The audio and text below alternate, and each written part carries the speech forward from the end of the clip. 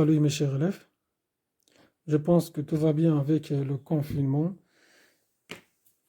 ونتمنى من الله هادشي يسالي في أقرب وقت باش نتابعو الدراسة ديالنا يعني كيف ما كانت في البداية. Maintenant on passe à la suite de la leçon, les vecteurs et les translations.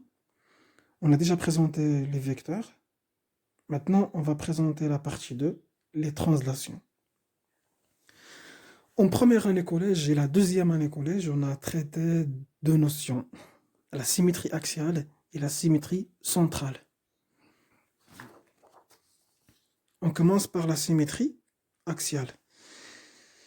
Cette droite représente l'axe de la symétrie et ce point représente le centre de la symétrie. Quand on dit axe de symétrie, c'est-à-dire la symétrie axiale. Et quand on dit le centre de symétrie, c'est-à-dire la symétrie centrale. L'image de cette figure, on va tracer la lettre A.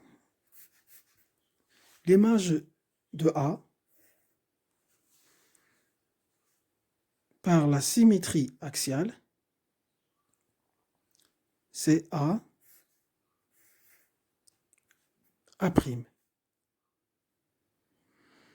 C'est-à-dire, la symétrie axiale conserve la forme des figures. يعني تحافظ على شكل هذا يعني ديال les figures, les objets.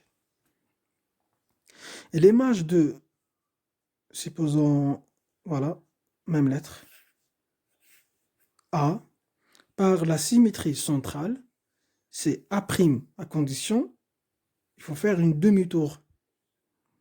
C'est-à-dire,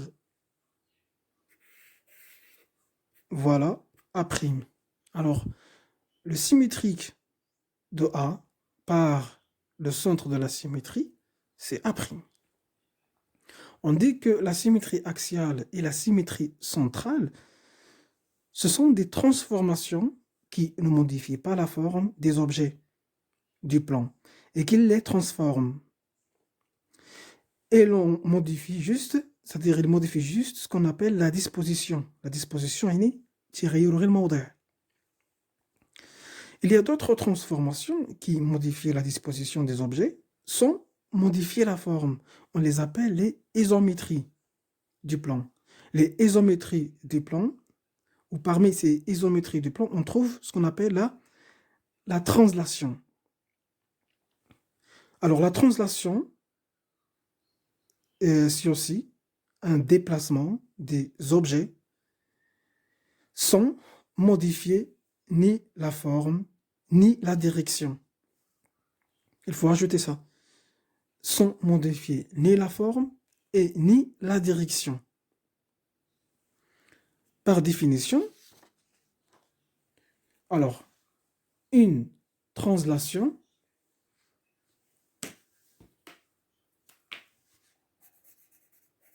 est une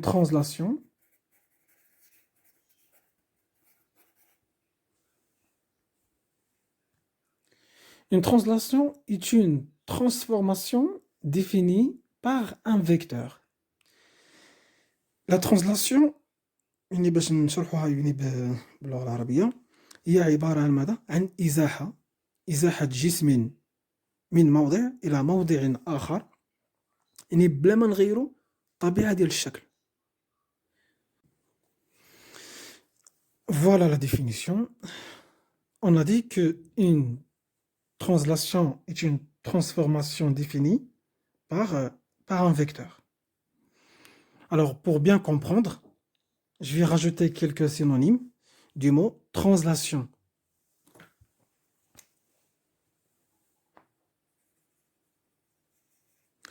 Qu'est-ce que ça veut dire translation? Translation, c'est l'action de porter quelque chose. Voilà, c'est action de porter. C'est un déplacement. C'est aussi l'action de transporter. C'est une action de transformer.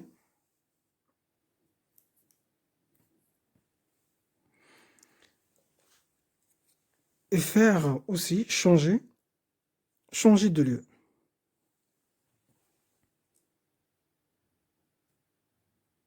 Voilà, ce sont des synonymes du mot translation.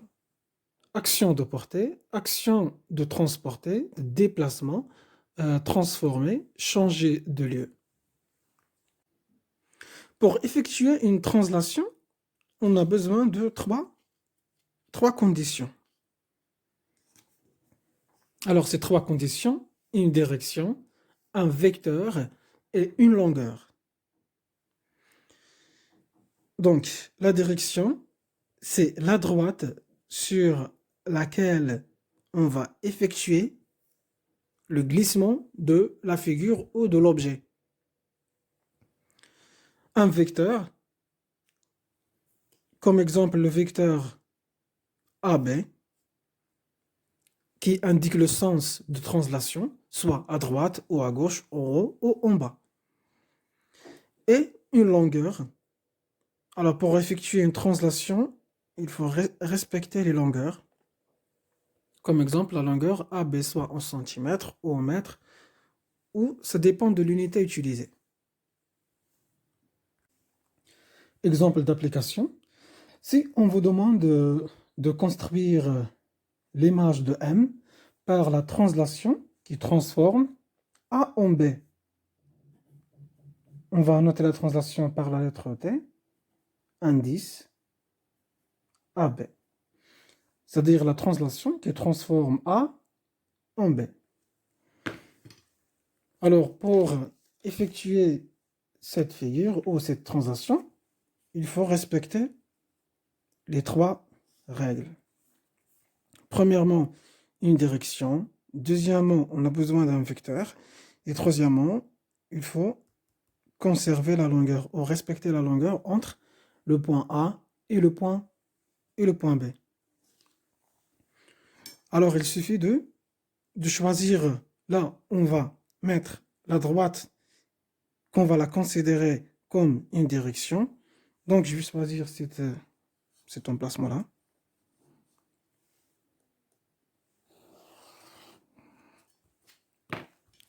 Cette droite représente une direction. Voilà la direction. Donc, il suffit de placer le point A. Voilà le point A. Et voilà le point B. Alors, la direction, c'est la droite AB. Pour le vecteur, on a dit la translation qui transforme A en B, c'est-à-dire que le vecteur, c'est le vecteur AB. Et une longueur, c'est la distance entre A et B. 7 cm. Alors, on va la placer ici.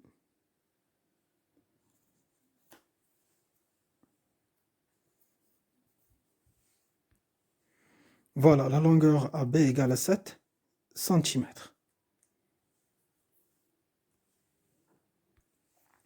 Maintenant, il suffit de tracer le point M'.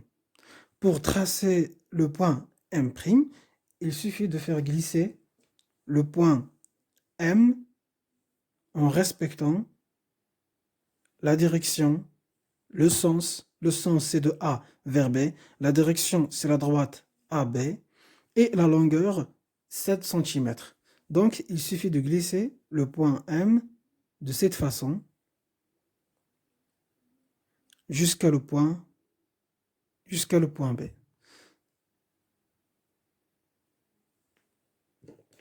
Alors le point M sera ici, le point M'.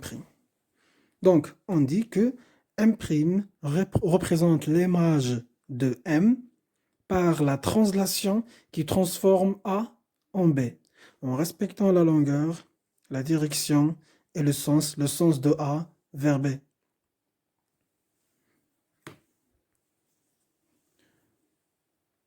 Donc, l'image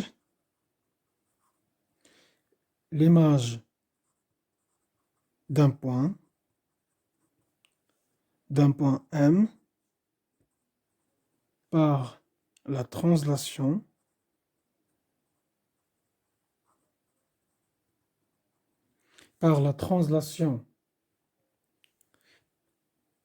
de vecteur AB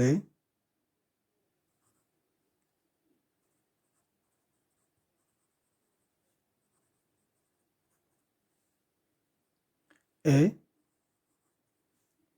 le point M', tel que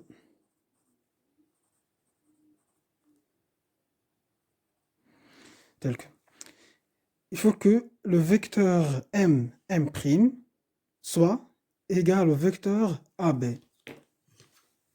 Alors il suffit de tracer une flèche du même sens que la flèche AB.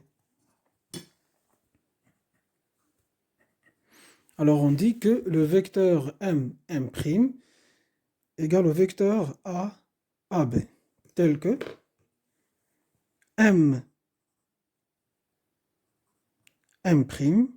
égale au vecteur AB, c'est-à-dire que M' est parallèle avec AB, ainsi que AM, même le vecteur AM, égale au vecteur B', car ils ont la même longueur, et c'est un glissement, c'est-à-dire le glissement de AM vers B', ainsi que AM et B' sont parallèles. Alors M' est parallèle avec